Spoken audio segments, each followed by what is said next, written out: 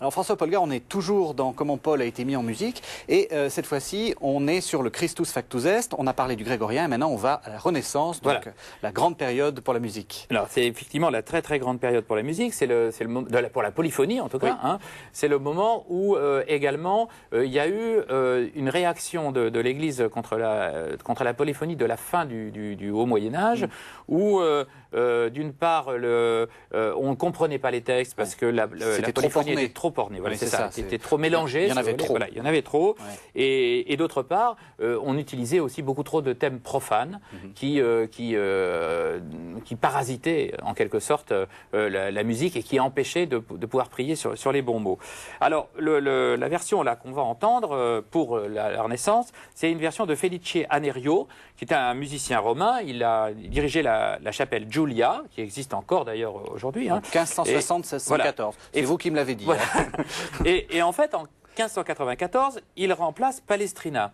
Donc il faut savoir que c'est un musicien novateur, Anerio, mais c'est un musicien très soucieux de la tradition. Et comme Palestrina avait été chargé par le Concile de Trente de restaurer justement cette musique sacrée qui était devenue beaucoup trop profane, évidemment, en prenant la place de Palestrina en 94, Anerio, évidemment, est obligé de respecter ses principes fondamentaux. Celui de la compréhension du texte, et la musique, donc, doit être très homophone, c'est-à-dire qu'il ne faut pas qu'il y ait trop de polyphonie qui s'imbrique, n'est-ce pas? Donc on va entendre dans l'extrait qu'on va entendre, vous allez entendre comment le mot Christus est posé au début. Voilà, on écoute cet extrait.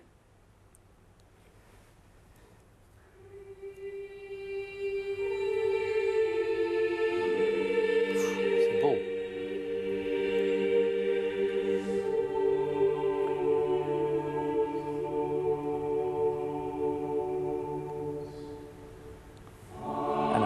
Ça s'anime un petit peu plus sur Factus Est, mais ça reste... On comprend bien tous les mots.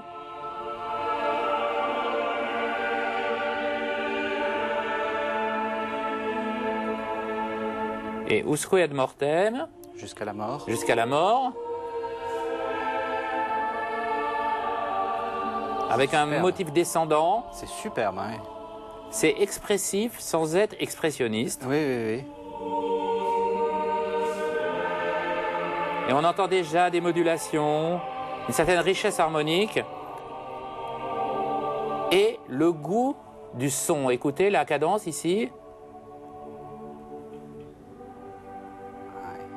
avec un éclairage nouveau. Et enfin, sur cette dernière phrase qu'on écoute, mortem autem crucis, et à la mort sur la croix. On remonte, n'est-ce pas? C'est superbe, oui. Pour montrer que la croix va être triomphante.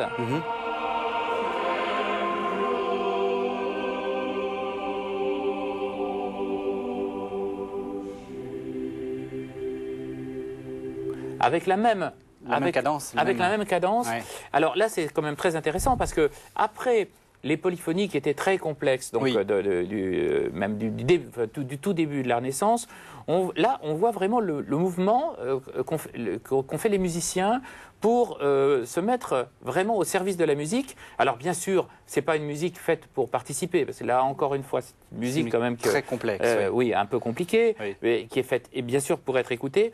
Mais même si l'Assemblée ne doit pas participer à cette musique-là, on sent bien qu'on va vers l'Assemblée, n'est-ce pas? On veut lui faire entendre quelque chose et on veut lui faire comprendre. On veut lui faire comprendre, lui faire vraiment comprendre le message qu'il y a dans le texte. Ici, c'est les textes de Saint Paul, donc c'est quand même un texte très très fort.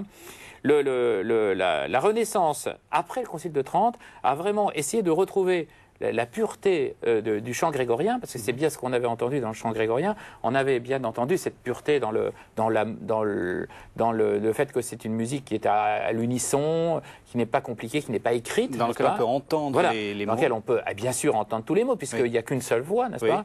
Et là, on voit que les musiciens, dans l'écriture, bien qu'ils utilisent souvent des formations qui sont très complexes, à 4, 5, 6, même 8 voix, même quelquefois 24 voix, n'est-ce pas?